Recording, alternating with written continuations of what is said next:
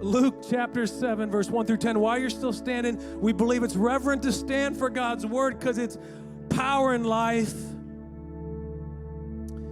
When Jesus had finished saying all this to the people who were listening, he entered Capernaum. There a centurion's servant, that means he was ruler over 100 men, whom his master valued highly, was sick and about to die. The centurion heard of Jesus and sent some elders of the Jews to him, asking him to come and heal his servant.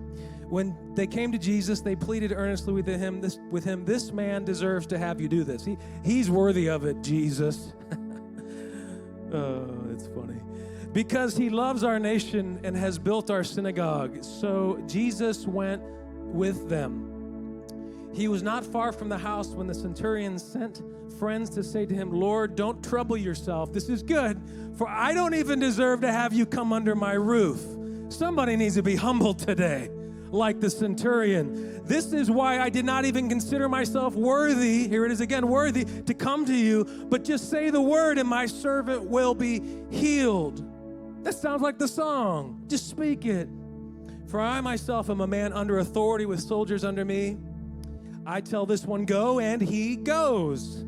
That one, come, and he comes. I say to my servant, do this, and he does it. When Jesus, everybody say Jesus, heard this, he was amazed at him. Do you know God can be amazed at what you do? And turning to the crowd, Jesus said to them, following him, he said, I tell you, I have not found such great faith even in Israel. Then the men who had been sent returned to the house and found the servant well. This is Miracle God, 6 weeks. Today's title is My Word Enough? Is my word enough? Find somebody today, say hello, and tell them, is my word enough? Before you take your seats, find somebody and tell them, is my word enough? Amen. Yes, sir, it is.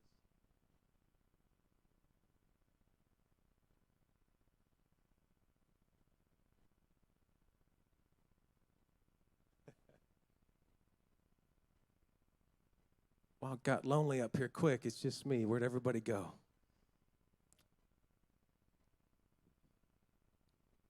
Amen, sister. Is my word enough? I don't know. I don't know, little Michael. I don't know. You see what pastors do? They're preaching the word, and they're thinking about how they messed with the furnaces before he walked out. And they're on auto mode, and I can feel the heat and the cold going back and forth, and I'm thinking, will anybody else notice that I messed with the furnaces? It's not just what goes on up here. That's the fun part. It's the journey, right? Christianity's a lifestyle, not a Sunday morning. When we understand that this is to give back, this is to come into the house and give back to God, thanking him for our entire week and our life we live for him, we look at the whole thing different. And when you're new in Christ, you start here and you learn and you grow and then you disciple others and you continue to grow. And we come here to be fed so that we can feed sheep throughout the week. Hey, can I tell you something really cool? I wasn't going to share this, but I just thought of that when I said, so how many remember the series Jesus Sheep? Was it pretty good? I mean, you can lie to me. I mean, don't lie to me. So I've written my first book. And I'm not bragging. I'm kind of like thinking, did the rapture come? I did not do good in school. I don't read. I don't write. I like pictures. My grammar is horrible. Anybody that knows me knows I have the most typos in the history of texting. I spend more time correcting typos with text messages than I do saying what I want to say. But I'm super excited to announce that this spring, Jesus Sheep, the book, will be out, and everyone here is going to get a free copy. And God is good. It's cool. It's a book version of that whole series, and it's the beginning of many. And so I just thought I'd share it. I didn't want to make it like weird, like I don't know. I think it's weird when sometimes pastors are too much into their own stuff. But I thought it was really cool, and maybe you can take it and give it to somebody, and it'll change their life. That's why we do this. But we're in editing right now with that book, so super excited about that. Jesus' sheep. I was talking about furnaces. I was talking about sheep. Okay, Pastor, when are you going to get to today's word? I don't think we understand in today's world, as anywhere, what words really do and how important words are. I mean, there's a reason there's passages in the Bible that says the power of life and death is in the tongue. And it's not just because God is so good. It's because wars start with words. It's Thanksgiving coming up. Come on, you know what I'm talking about. Y'all got that one family member. Am I wrong? Am I wrong? Does anybody know what I'm talking about? And then every year you're like, oh, I got to face them. Because of something they said back in 82. It's your baby was 3 and this and that. All because of some words, right? So we know how powerful words really are. But yet we sling them on social media like they're worthless, like they have no power. And we can lift people up and we can destroy people with words. You can do a lot more damage with a word than a fist. A fist hurts for a minute, a word lasts a lifetime. Think about that. You can beat me stupid, but you can hurt my heart with a word, and I'll never forget it. And that's the reality of the power of words. So understanding God is understanding the power in His word. Because just like destruction, it can also do the miracles and the best of things in your life. It all starts with the word. When God created the heavens and the earth, we know the story. He spoke, let there be light, let there be this, let there be that. He didn't order it on Amazon, though that would be weird and cool. Hey, let's order some animals off Amazon to populate the earth, like we do little Christmas trees in our house. And how many put their tree up yet? Some of them. Did I do that?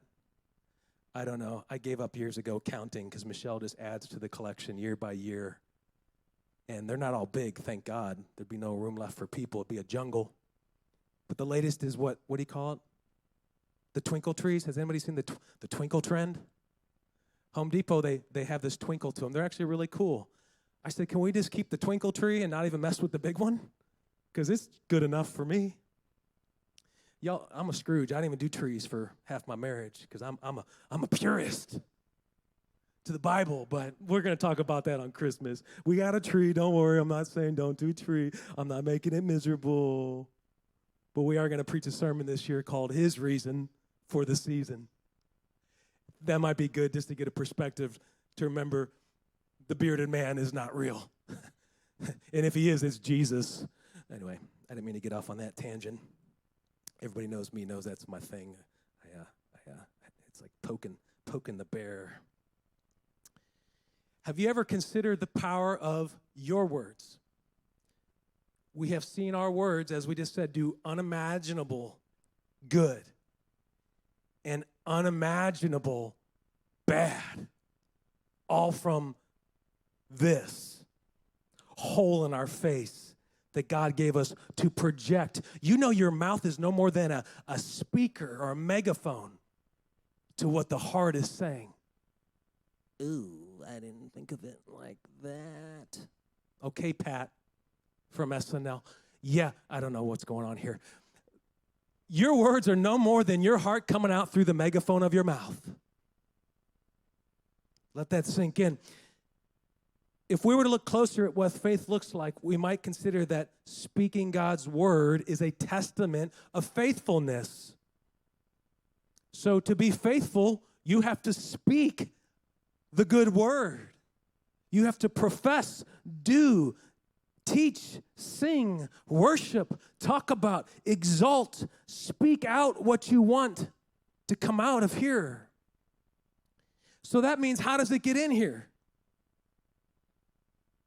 Ears to hear, eyes to see, so that then you can speak. What comes out got planted by hearing. You got to hear it first. If you don't hear the word, you can't speak the word. I love people who know the Bible who don't even know what a Bible is, but yet they know the Bible. It doesn't work like that. The Bible says you must be hearers of the word first to become doers of the word. So like the centurion, he knew his position was reverent and lowly. And we've got so much ego in the church today, it makes me sick. It's the biggest red flag of someone who don't know nothing. They don't know how much of the devil they're playing with week by week, because they don't understand that you can't profess something that's not in you. You can't profess something that you're talking about. You can only profess something that's in you, because it comes out of your heart and through your mouth. And to do that, you have to receive that. And so, if we're not taking in God's word, we can't be sure what's coming out is God's word. And don't let that disqualify you today and say, well, I don't know enough Bible, so therefore I must not be good enough. Poor me, poor me. No, that's not what I'm saying. If you speak God's word, something good's going to happen, whether you know the Bible or not. You're speaking God's word, and his words are spirit and they are life, and they are God. So that's a good start. But when people stop there and they start proclaiming their own theology, and they start forming their own idol religion, and they start calling themselves Christ followers, yet they're not speaking anything from the good book, something's wrong. Something's wrong. And so the centurion, what shocked Jesus was he didn't even need him to show up. We got to have Jesus show up and have a bunch of people and take pictures and cry and hug it out and be touched and have this big ceremony for Christ to be good enough. But what about if God could just speak it and it's enough?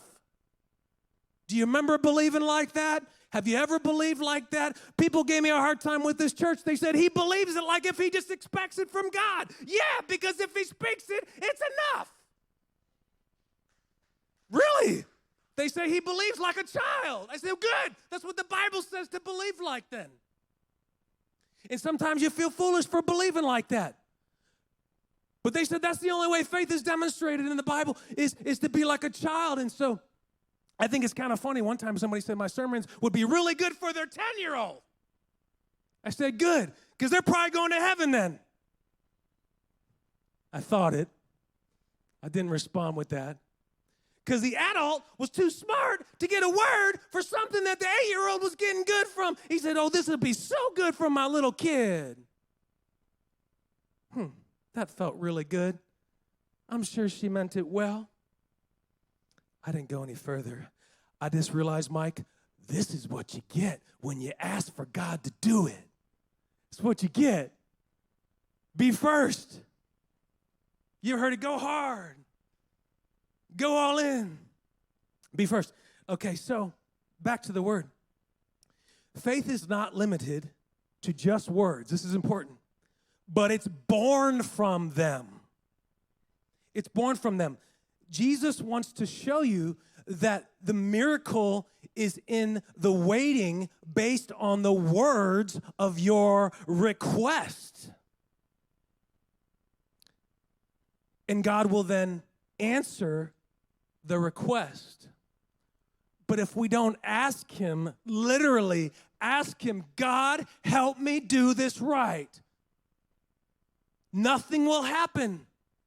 If we don't ask him, God, show me how to be a good dad, a good mom, a good family member to my children, a good aunt, whatever it is. If we don't say, God, anoint this thing so it comes from heaven and not from me, guess what's not going to happen? You got to ask him for whatever it is and believe that he will answer.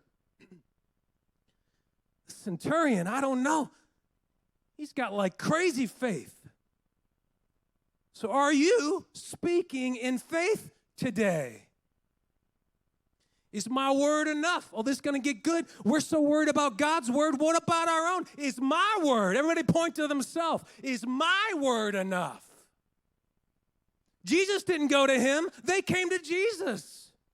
And before Jesus did, the centurion said, I expect you to do this, and all I need is your word.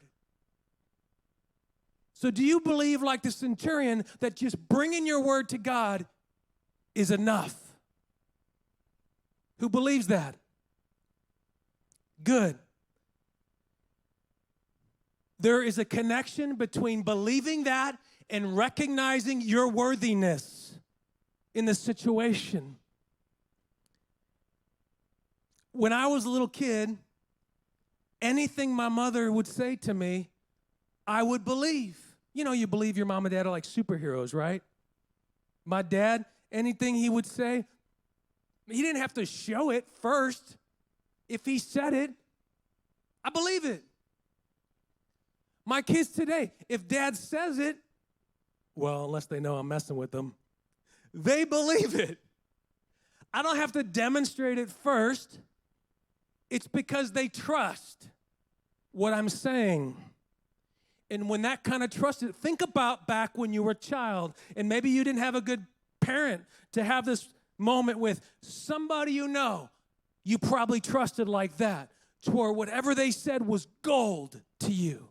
There was no hesitation. Does anybody know what I'm talking about? There was no doubt. There was nothing. You 100% instinctually, immediately trusted in what they said and did not question. Does anybody have someone like that when they were a kid they remember having that kind of moment with? Now, I can be honest right now, I don't always feel that way with God, but that is exactly how we're called to trust Jesus. Well, that's weird. And, my Lord, what could it be like if you trusted God to that level? Zero hesitation. I'll never do that, Lord. Peter, get behind me, Satan. You know, talk is good, but talk is cheap. Talk does both. It does miracles and it does destruction. See, words are in this thing. You can profess all day, but if your actions don't back it up, your words are in vain, the Bible says. I don't know you because you didn't do what you say. But when you trust the source, you know that what they do, what they say, they will do. They don't have to do it first for you to believe them. Otherwise, you'd be full of doubt. You heard the saying, prove it. Show me and I'll believe it. Thomas. You know Thomas? All right, Jesus, sure it's you. Show me your hands. Show me your ribs. Jesus said, stick them in there.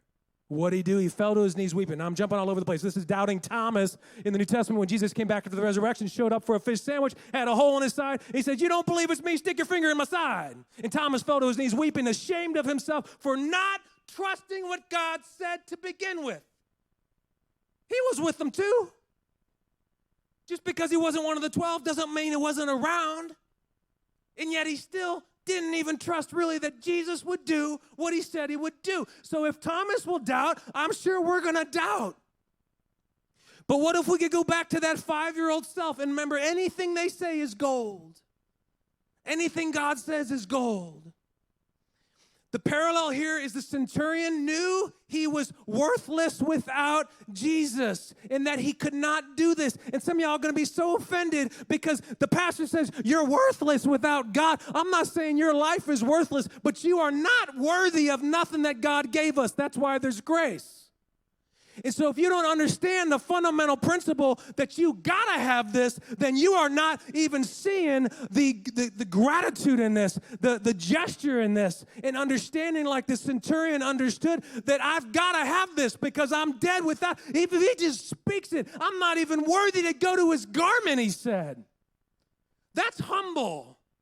Some of us need to be humbled in our walk to realize, man, we're walking the wrong direction. He was humble, and humbleness leads to faithfulness, and they work together. You can't have one without the other. Remember we talked about the fruits of the Spirit and the gifts of the Spirit and all these things that work together. You got to recognize your worthiness. The centurion knew his position in that he was not self-sufficient. I'm talking about being self-sufficient here. Knowing you're not worthy to do it alone. And so to understand that, it's a mindset. You can only be worthy through the transformation of Christ in you. All have fallen short of the glory of God. That's why there's a salvation plan, because you can never be worthy. You can be transformed into His worthiness, and you become one with that. And that's how the church becomes worthy to become heirs in the inheritance that only was meant for God. You getting this? This is too deep. This is too deep. It's not our righteousness. It's His. And we become heirs of righteousness because of His grace, by recognizing what we aren't and what we are without Him. It's a mindset. Is my word enough? My word, me, self, that I'll call on Jesus like that for a miracle? What's prayer? I would say if you pray, you believe it. How many pray, and when they pray, they do it for a reason, not to make themselves feel good, though it maybe does. You say it because you believe if you ask it, He will deliver it, and that's all you need. Am I right? That's why prayer is a sign of faithfulness. That's good. But based on our perspective of who God is what allows Him to do or not do more in our lives. You have to get low like the centurion. This guy was a man of like honor, and he was bougie, and he had a lot of clout in the culture. And here the man on top is like, I can't even go near him, because the man knew the real person, not the image. And that's what mattered to Jesus. And only when we have this revelation of our words and how much God can do will you see a miracle like this. How many have been through a car wash? Oh, no one's been. Come on. Has anybody not ever been through a car wash? Camilla has. Everybody's been through a car wash. How many have been through a touchless car wash? Why you go through the touchless one? Come on, somebody, just holler it out. We're talking here. Why do you go through a touchless car wash instead of the kind with the brushes? So don't scratch the car, right? Now, that's a situation where you don't want to be touched by the thing that's doing the thing. But it has the same result, usually, depends on the place, as the real touch itself. Now, we're not talking about cars here, so I can't say this is 100% true for cars, because I've still had some tar left, or those wheels with the touchless. But it prevents the brushes from damaging what is good. I want to say the centurion understood the power of a touchless wash from Jesus that is as good as the one with the brushes, as the one with the scrubbers and the neon lights. And one time we were in Florida. I'm just going to tell you, this is funny. Just keep you awake. One time we were in Florida, and Colton was one, and it was like an all-night drive to Fort Walton Beach, baby. Waterscape condominiums, the best kiddie pools in all the Gulf Coast. If you want to find some good pools, trust me, I looked at every single place on the Gulf Coast back then, and it is Waterscape. They have the best kiddie pools up on the Panhandle. If you ever want to take your kids, thank me later. But we thought it was smart to drive all night. And you've heard this story. We got to Alabama. There ain't no Starbucks. There ain't no gas stations. There's no people. There's only serial killers. I mean, at this time of night, I love Alabama, and people, everybody's great, by the way. Even the people that send you those speeding tickets, Mike, they're great. And so we've been driving all night. The sun comes up. We get into Fort Walton Beach, and dear Lord, we just need a car wash, and we're going to take Colton through the very first car wash, and oh, my Lord, you think it was hellfire. This kid screamed like when that water, hits the windshield, and you're like, woo! He's like, ah! He was just freaking out, and we're laughing because he thinks he's going to die, and he was a little extra, even back then. He's on the front row. I'm messing with you, buddy. You remember the car wash? You remember that? The trauma? That was not a touchless wash, and that really has nothing to do with anything except it was funny, and Colton was sitting there, so I thought I'd tease him for a minute. But the centurion understood you don't have to be physically touched by Jesus' hand to have the same result. And that's the good news, because if that was true, today would be worthless in prayer, because we'd have to have physically Jesus come show up in the room and walk around and touch everybody's need. And I was praying with somebody over the phone a few weeks ago, and I said, I can't be there. I said, but God can work through the phone. It doesn't matter. And they said, amen. So be it. Then it is enough. God says, my words are enough. So are your words enough to cry out for what you want God to do? Is your faith touchless? Y'all going to be trying the car wash today, I know it. Jesus will heal you without being physically present, because Jesus is no more than a shell for the Spirit of the living God who's everywhere. That's the part people don't understand. And we're going to get into that too in that Christmas message. It's so good. We're going to talk about why he was named Jesus. It's so good. One of my favorite topics in the Bible. But with one request, faith is born out of the word you speak. And with one response, the miracle was delivered to someone who wasn't even near Jesus or near the person requesting it. How good is that? Think about that. He talked about someone needed a miracle over here. God was over there, and he was here, and the miracle still happened over there.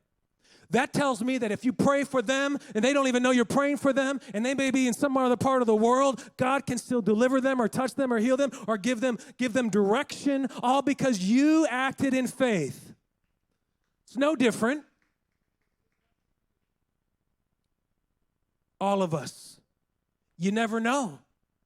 You just trust God. Someone's praying for you today and you didn't know it. That's good, Mike.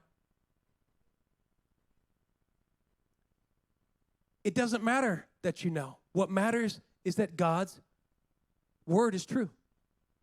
That's why they call him the rock. You stand on the truth. Look at verse 7 again. Can we go to verse 7? He says, this is what the centurion, he was rolling in a Lambo, and he got out and he said, this is why I did not even consider myself worthy to come to you. But just say the word, and my servant will be healed. Do you believe enough to take his word alone as confirmation? That's a scary place when there's a lot on the line. It's easy to go, yeah, I do. It's a lot harder to go, I'm not sure. This is called an ethical dilemma. How many have taken ethics?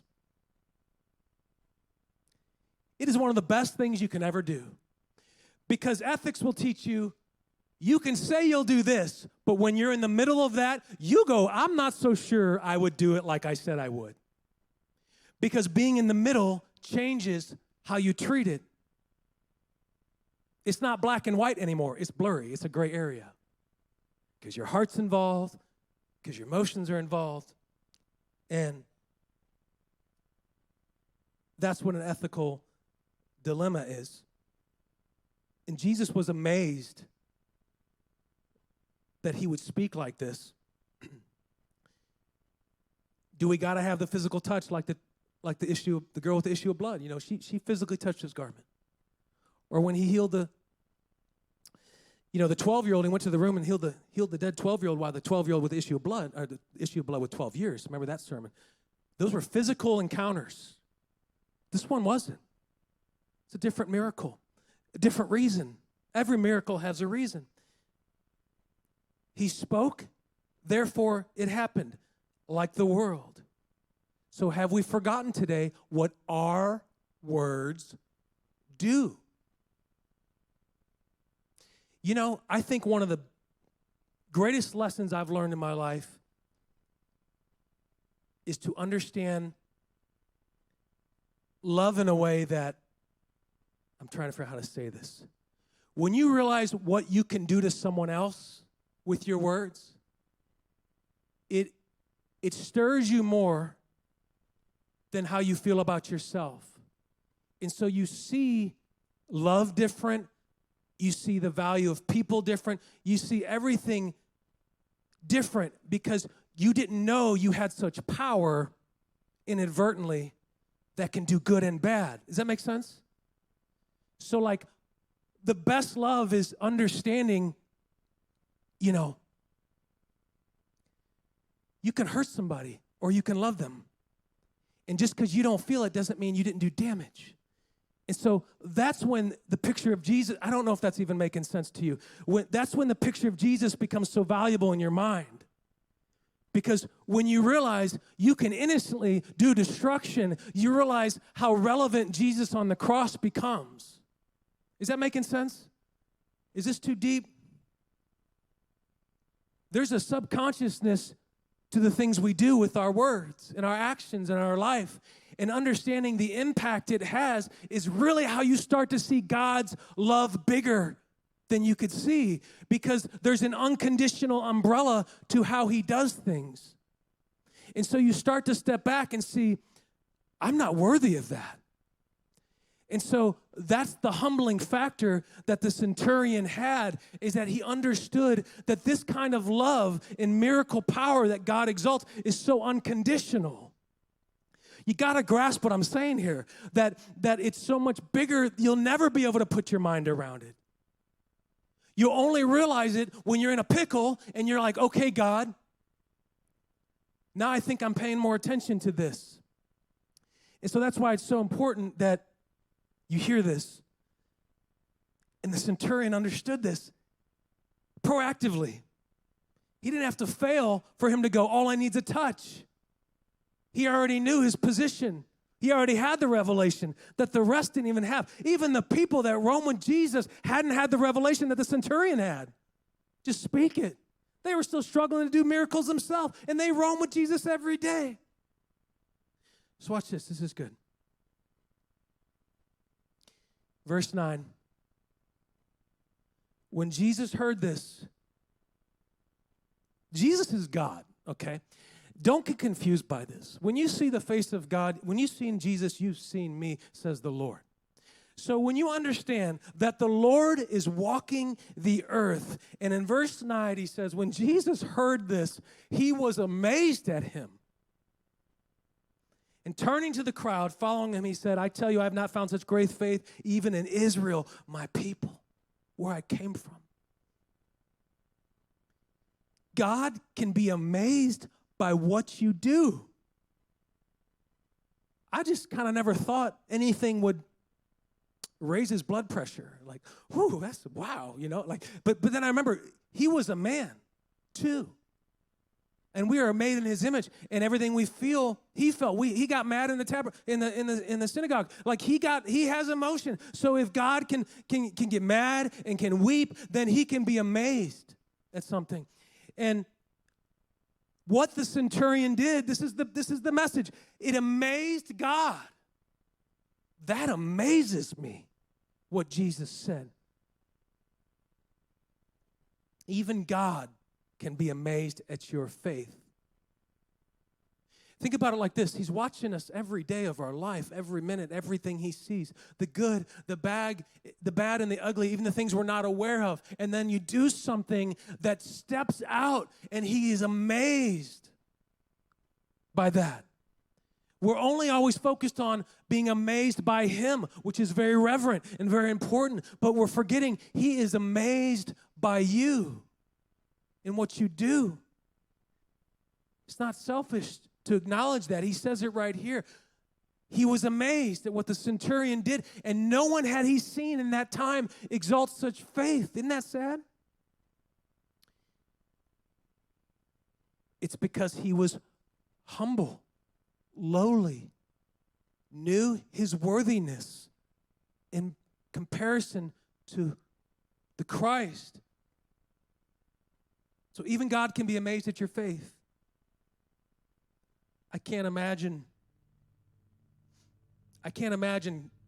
standing in front of God and knowing all the things he's seen and him being amazed at something I did. Maybe you thought that was worthless, what you did. And that's what amazed him. We were talking about the storm on the boat.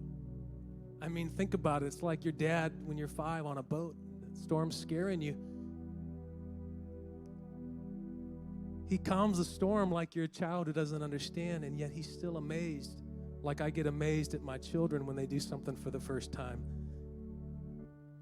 I can't say babysitting. I was hanging out with my 2-year-old when the mom wasn't present. You can't say babysitting. You the dad. I know. It's a habit. I'm her father. We spend quality time together, Mike. And we were watching Peppa Pig, presidential candidate until the election. Just, President Trump won. But she's upstairs. I said, you want to come down and see what Daddy, my thing is I like to sit on the couch with her and we watch Peppa Pig, and I look at my phone and she watches Peppa Pig and she lays on top of me, and then once in a while she wants those pancakes or whatever. And she goes, 1 sec. Upstairs, 1 second, And it was so exciting to me that she said, 1 sec, 1 sec. Or there's this picture we took and this is, at that age, it's constant, right? There's a picture where my daughter put makeup and fingernails on this 2-year-old, which kind of scared me. And I see this photo of her, and she's blinged out.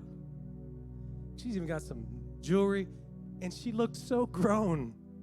And you ever seen the 2-year-old with the glamour shots? It's kind of scary looking, like a scary Chucky doll type of thing. I'm not talking about like that. Because there's a reason 2-year-olds aren't supposed to look like they're 20. But I'm just saying, but this was a one-time thing in my house. And we took a picture, and she was all 5-year-old-ish because of the bling and the makeup and I'm like, wow, that's where that's her face maturing. And I was amazed at how I could see where her face was going to go. Or my Chloe, it's kind of funny, but I still see my little Chloe's face in the 14-year-old. I still see the 1-year-old, and I get amazed at her development. And so we feel that as parents because God feels that as a parent. And so when Jesus saw this, he's like, man, what if they all could be like this? They sure can, but they got to believe like him. They sure can. Y'all can stand this morning. Do you believe that your word is enough to be like the centurion, to see the miracle of the servant healed? This guy had money, fame, attention, power, and yet he couldn't get the job done without the touch of Jesus, just by his word. Think about it. Do you believe like that? We're autonomous, independent. God doesn't pull our strings. And he loves to see and is amazed to see faithfulness come to the surface on its own. Instead of him trying to drag you up out of the trench, you start trying to climb up. And of course, he's going to help pull. He loves that because you're making a decision on your own to grow and to trust. And maybe your touchless faith today is a catalyst for life-changing transformation you've been asking 7 years for. Maybe it's right on the menu in front of you today, and it's been there, and that you just didn't know that the power was at the tip of your tongue. It was just literally a word to God, and that's all he needs to do it if you believe it. It's not magic. It's miracle. It's not sorcery. It's not worldly. It's spiritual. So I want to challenge you today to start with a word for God, something today, this week, and let it get watered. Let it get watered by your church. That's a prayer request. That's why we have has anybody seen all the Post-it notes? What are those? Words. You know what I like to do every week? We come up here on Saturdays while he's doing the lights. I'll just scan the wall and look at all the words. Because that is where it starts. Just a word on a fluorescent piece of sticky note is where it starts. And so it kind of excites me that people understand the power and that board is covered almost start to finish right now with dozens and dozens of words, trusting the Lord. Now, if we can put it on a sticker wall there, what can we do with everything we come across in our life? Instead of trying to fight the battle, we say, God, I need this. I need you. I can't do it. God, I put it in your hands, and I wipe my hands clean like Pontius Pilate. Forgive me, Lord. It's yours now. And that's finished, and that's it. And that's all you can do. That's putting it in God's hand by your word, your request.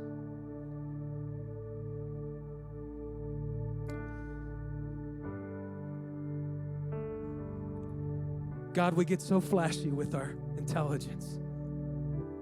We say we don't know what to pray, and we forget to become like Peter or Matthew or James or John or Luke or anybody that was with you, and just simply talk to you. It don't have to be impressive. We're not here to impress you. We're here to trust you. And God, I'm sorry there's been so many times where I quit asking because I quit believing. I don't believe in a quiet quit, Lord. I believe in anointed outcry. And so let no one in this room feel like they have to quit asking because it's just not worth your time anymore. That's the devil's lie. They may have asked it once. They may have asked it twice. Ask again. Keep speaking to the Lord, church.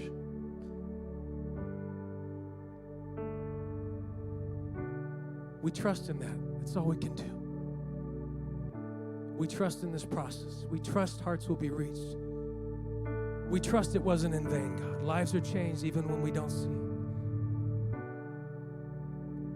May your church be fruitful. May your church be pregnant with the generation of Holy Spirit followers to come, to reach the lost. And in 100 years, look back and go, wow, how did that start? With a word. It started with one word. One word led to many steps, led to action. One seed. Jacob, you named him Israel. He became many. This is the mission of one seed. He became millions. One seed turned the world upside down, and that's you, Jesus. And that one seed went through the seed of David, came from Abraham, through Jacob, into David, into the generations to come, all the way to the womb of Mary.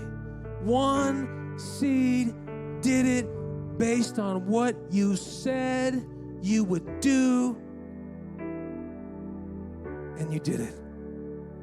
We trust in that, and we claim it as the good news. And if the house of God could say, in Jesus' name, everybody say, amen.